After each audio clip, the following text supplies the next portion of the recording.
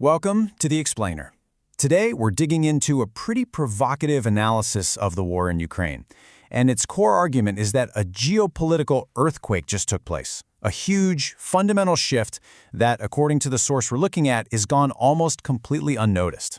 All right, so what exactly was this earthquake? Well, the source material we're examining points to one specific meeting, a meeting in the Oval Office. And it argues that this wasn't just some routine diplomatic get-together. No, this was a moment that basically redrew the entire geopolitical map.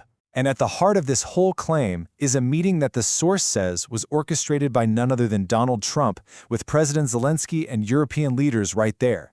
The key point here is that this event, according to them, wasn't a negotiation at all. It was a prearranged, scripted turning point in the whole conflict. A moment of capitulation. I mean, that is a really strong word, a powerful accusation. So you've got to ask, right? What evidence does the source actually have to back up something this big, this geopolitical earthquake?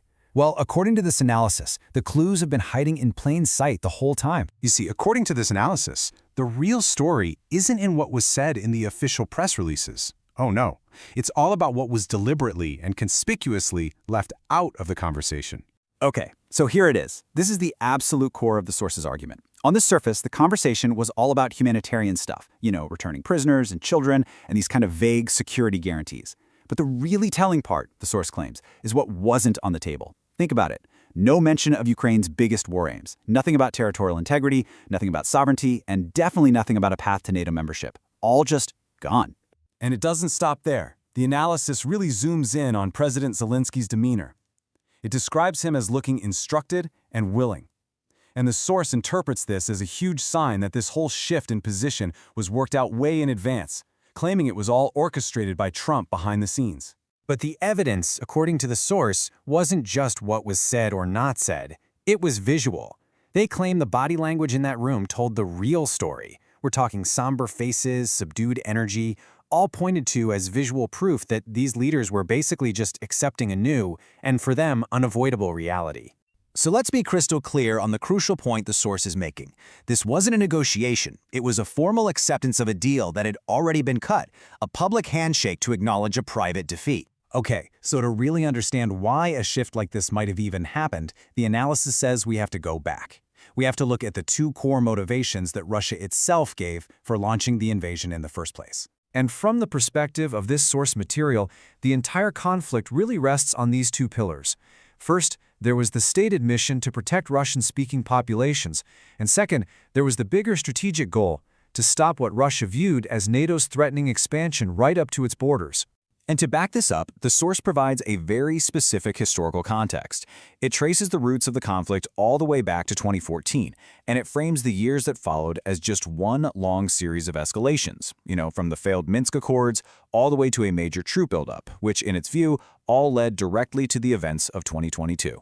Okay, so this is where the analysis really broadens its scope. It argues that this moment, this capitulation, isn't just about Ukraine. It's much bigger. It's framed as a massive turning point for the entire global power structure, basically the end of a whole political era. And this interpretation of NATO's Article 5, it's absolutely key to the source's argument.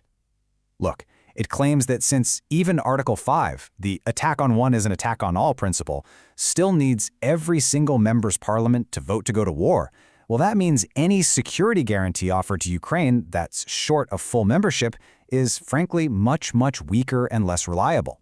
So what's the big picture here? What's the major takeaway from all this? Well, according to this analysis, the fate of the unipolar world, that whole period of Western and especially American dominance since the Cold War ended, that's over.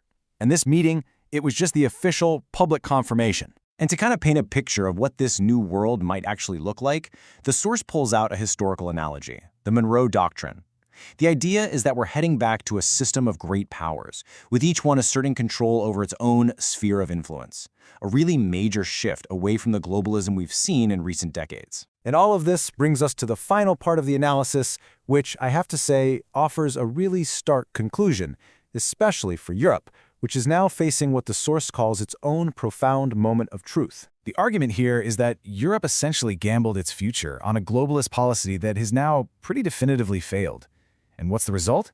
The continent and its current leaders are left kind of isolated, on their own in this brand new geopolitical reality. The source really breaks this crisis down into three key parts. First, it alleges a massive failure of leadership, one that's just incapable of any real self-reflection.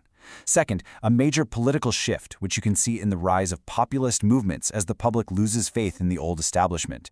And third, a pretty grim outlook for Ukraine itself, which the source says is now at huge risk of another internal collapse. And that is the note this entire analysis ends on.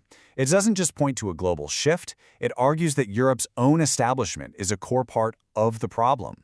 So it leaves us all with this final, really challenging question.